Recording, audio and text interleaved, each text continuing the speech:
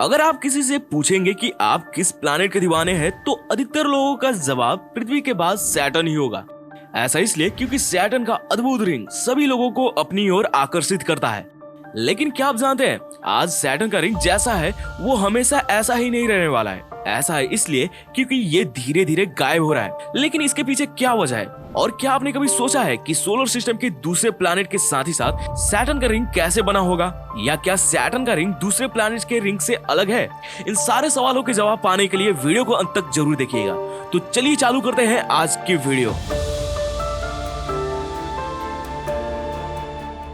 पिछले किए गए स्टडीज ये बताते हैं कि रिंग सिस्टम कुछ दूसरे किस्म के एस्ट्रोनॉमिकल ऑब्जेक्ट के पास भी हो सकता है, जिनमें से माइनर प्लैनेट्स, मून्स और ब्राउन ड्वार्फ भी शामिल है। हमारे सोलर सिस्टम में सैटर्न का रिंग सिस्टम ही सबसे फेमस है। तो चलिए जान लेते हैं सैटर्न का रिंग हमारे सोलर सिस्टम के दूसरे प्लैनेट के रिंग से अलग है या नहीं। तो मैं आपको बता दूं, विभिन्न ग्रहों के चारों ओर के रिंग्स एक दूसरे से थोड़े अलग है। सैटर्न के रिंग्स में काफी ज्यादा संख्या में पार्टिकल्स फंसे होने की वजह से इसका रिंग बहुत चौड़ा और बड़ा हो जाता है, जिसकी वजह से दूसरे प्लैनेट्स के रिंग्स के मुकाबले इसे आसानी से देखा जा सकता है। इतना ही नहीं, सबसे बड़ा डिफरेंस सैटर्न और दूसरे गैस जाइंट प्लैनेट्स के रिंग्स में है, वो है पार्टिकल्स जिससे सैटर्न का रिंग बना है। सैटर्न का रिंग जिस पार्टिकल से बना है वो काफी अच्छी तरह से सूरज से आने वाली लाइट्स को रिफ्लेक्ट करता है, और इसी वजह से हम पृथ्वी से इसे नॉर्मल टेलीस्कोप की मदद से ही अच्छे से देख पाते हैं। दूसरे प्लैनेट्स के केस में उनके रिंग सूरज से आने वाली लाइट्स को अच्छे से रिफ्लेक्ट नहीं कर पाती है, और इसी वजह से इन्हें देखना हमारे लिए मुश्किल हो जाता है। सैटर्न के साथ ही साथ दूसरे प्लैनेट के आसपास रिंग क्यों है, या इनके रिंग्स का फॉर्मेशन कैसे हुआ, चलिए इसके पीछे के कुछ थ्योरीज जान लेते हैं। आपने नोटिस किया होगा कि मैंने थ्योरी कहा, ऐसा इसलिए क्योंकि हमारे पास इस क्वेश्चन का एग्जैक्ट आंसर नहीं है, और इसी वजह से हम डिफरेंट थ्योरीज को टेस्ट करते आ रहे हैं। इन थ्योरीज को आसानी से समझने के लिए हमें पहले रॉस लिमिट को समझना होगा।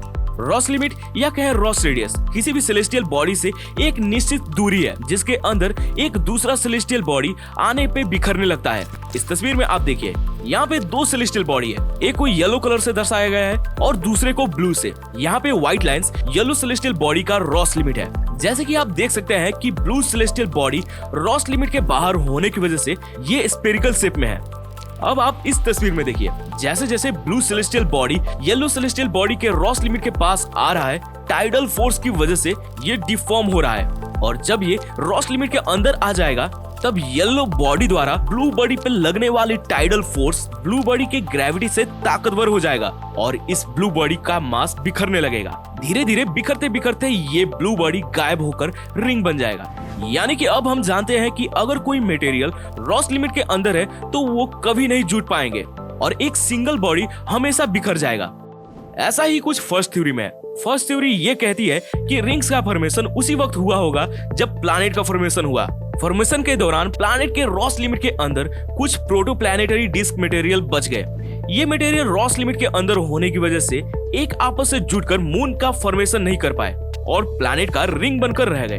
दूसरी थ्योरी ये कहती है प्लैनेट के पास पहले से ही अपना मून होगा, जो बाद में किसी कारण से प्लैनेट के रॉस लिमिट के अंदर आ गया होगा। अंदर आने के बाद प्लैनेट के टाइडल फोर्स से ये बिखर कर इस प्लैनेट का रिंग बन गया होगा। तीसरी और आखिरी थ्योरी ये कहती है कि प्लैनेट के फॉर्मेशन के साथ इसके मून्स का फॉर्मेशन हुआ होगा। किसी कारण से इसके मून्स की ऑर्बिट डिस्टर्ब होने की वजह से इसके मून्स एक आपस से टकरा गए होंगे, और जो मलबा इस टक्कर से आया होगा वो फिर से एक आपस से जुटकर नए मून का फॉर्मेशन नहीं कर पाए होंगे, जिसकी वजह से ये मलबे प्लैनेट का रिंग बनकर रह गया होगा। जैसे कि मैंने आपको पहले ही बताया था, सैटर्न का रिंग बहुत तेजी से गायब हो रहा है, लेकिन इसके पीछे क्या कारण है, चलिए वो जान लेते हैं। सैटर्न का रिंग आइस और रॉक्स के टुकड़े से मिलकर बना है। जब इनसे सूरज से आने वाली यूवी रेज और कुछ मीटियोरॉइड्स टकराते हैं तब आइसी डॉट्स चार्ज हो जाते हैं और सैटर्न के मैग्नेटिक फील्ड में बंध जाते हैं, और बाद में ग्रेविटी इसे प्लैनेट के अंदर खींच लेती है। जब ऐसे रिंग्स प्लैनेट में गिरती है तो उसे रिंग रैंक कहा जाता है। किए गए नए स्टडी से पता चला है कि अगर इसी गति से सैटर्न का रिंग गायब होता रहा तो आने वाले 100 मिलियन साल में ये पूरी तरह से गायब हो जाएंगे। हम लकी हैं कि आज हम सैटर्न की इस खूबसूरत रिंग को देख पा रहे हैं। मगर सोचिए जरा, सैटर्न कैसा दिखता अगर इसके पास आज के मुकाबले 200 गुना ज्यादा बड़ा रिंग होता। एक सेकेंड दोस्तों, ऐसा एक प्लैनेट है जिसका रिंग सैटर्न के रिंग से 200 गुना ज्यादा बड़ा है। वो जानने के लिए राइट वाले वीडियो को देखिए। वीडियो अच्छा लगा तो लाइक कमेंट शेयर और सब्सक्राइब कर दीजिए। मिलता हूँ आपसे जल्दी एक ऐसे ही अमेजिंग वीडियो के साथ।